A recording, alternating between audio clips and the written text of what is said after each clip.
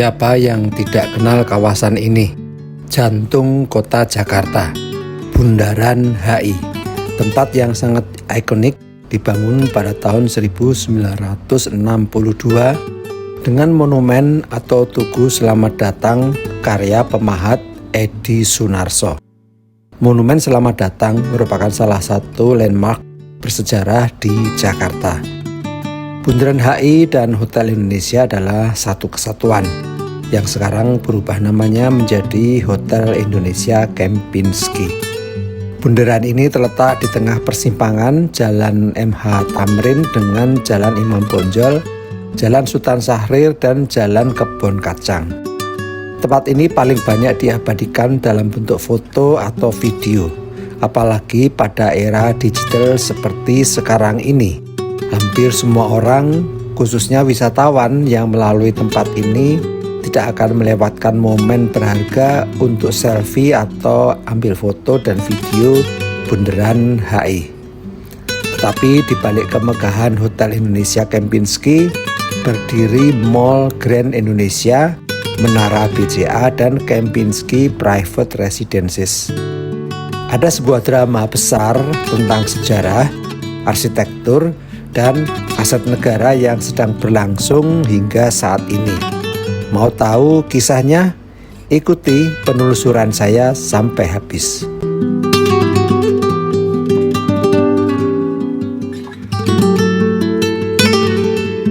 Kisah besar ini semua bermula di tahun 1962.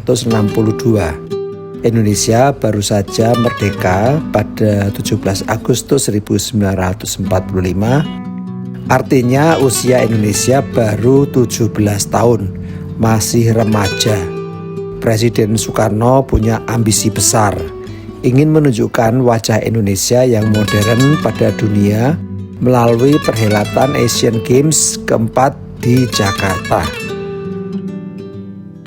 Beliau memilih arsitek asal Amerika, Abel Sorensen, untuk membangun hotel bintang 5 pertama di Indonesia, Hotel Indonesia. Dulu inilah gedung tertinggi dan termewah di masanya. Abel Sorensen juga yang merancang markas besar PBB di New York, Amerika Serikat.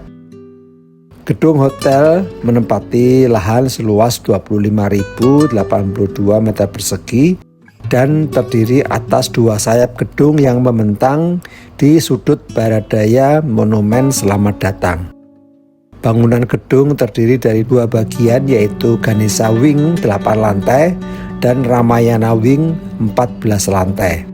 Dibangun mulai tahun 1959 dan selesai tahun 1962. Maka jadilah hotel bintang 5 pertama di Indonesia. Pada tanggal 29 Maret 1983, Hotel Indonesia ditetapkan sebagai cagar budaya oleh pemerintah daerah Provinsi DKI Jakarta dengan dikeluarkannya surat keputusan Gubernur DKI Jakarta nomor 475. Seiring waktu Indonesia semakin maju, banyak hotel bintang 5 dan bintang 4 bertebaran di seantero Jakarta. Hotel Indonesia kalah bersaing dengan hotel-hotel baru, meski letaknya sangat strategis dibandingkan hotel-hotel lain yang setara. Di tahun 2004, pemerintah melalui PT Hotel Indonesia Natur menggandeng grup Djarum, yaitu PT Grand Indonesia, untuk merevitalisasi kawasan ini melalui skema BOT atau Build Operate Transfer. Siapa sih yang tidak kenal grup Djarum? Pemiliknya merupakan 3 besar orang terkaya di Indonesia. Djarum mengeluarkan modal 5 triliun rupiah untuk merevitalisasi total Hotel Indonesia Kempinski, membangun Mall Grand Indonesia yang merupakan mall terbesar di Indonesia, Menara BCA 56 lantai, dan Kempinski Private Residences 57 lantai. Meskipun di satu sisi setoran grup Djarum ke kas negara terlihat kecil per tahunnya, namun di sisi lain negara akan mendapatkan warisan gedung senilai triliunan rupiah secara gratis di akhir masa kontrak nanti.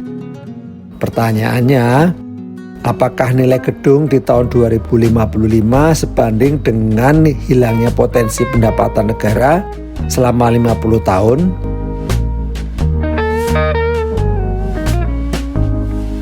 Hotel legendaris ini pun bertransformasi menjadi Hotel Indonesia Kempinski. Secara arsitektur ini adalah kolaborasi Old meets New. Cagar budaya karya Abel Sorensen tetap dipertahankan, namun dikelilingi oleh desain futuristik kaca dari Callison RTKL dari Amerika Serikat dan Anggara Architim dari Jakarta sebagai lokal arsitek pendamping. Menariknya, jumlah kamarnya justru menyusut dari 406 kamar di era Bung Karno menjadi hanya 289 kamar sekarang ini. Tujuannya mengeksklusivitas ultra luxury dan ruang yang lebih luas. Jadi seluruh kamarnya berukuran besar, hampir 2 kali dari sebelum direvitalisasi. Hal ini untuk mengangkat derajat Hotel Indonesia Kempinski menjadi lebih mewah, sesuai dengan lokasinya yang memang paling mahal dan prestisius di Jakarta. Namun di balik kesuksesan bisnisnya, ada isu sensitif yang sempat mencuat.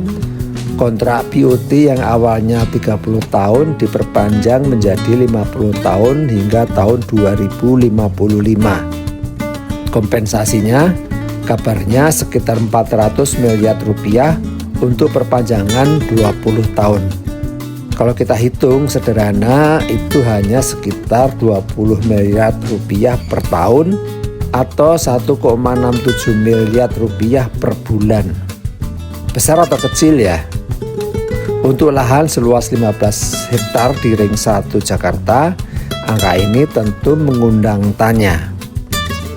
Bayangkan, harga sewa satu ruko paling strategis di Jakarta saja sudah selangit.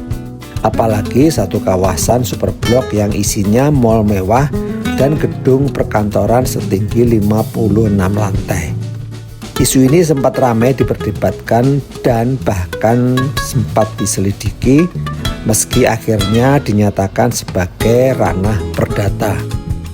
Apakah kasus ini akan menjadi bom waktu seperti sengketa Hotel Sultan di masa depan?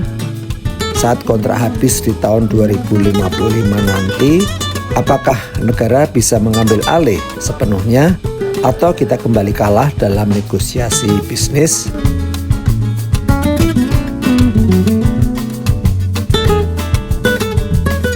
Sebagai sebuah karya arsitektur, Grand Indonesia adalah mahakarya. Tetapi sebagai aset negara, ini adalah pelajaran mahal tentang bagaimana sebuah kontrak bisa menentukan nasib, harta kekayaan bangsa hingga setengah abad. Bagaimana menurut pendapat kalian? Saya Wibi Kembara, sampai jumpa lagi pada bedah arsitektur berikutnya.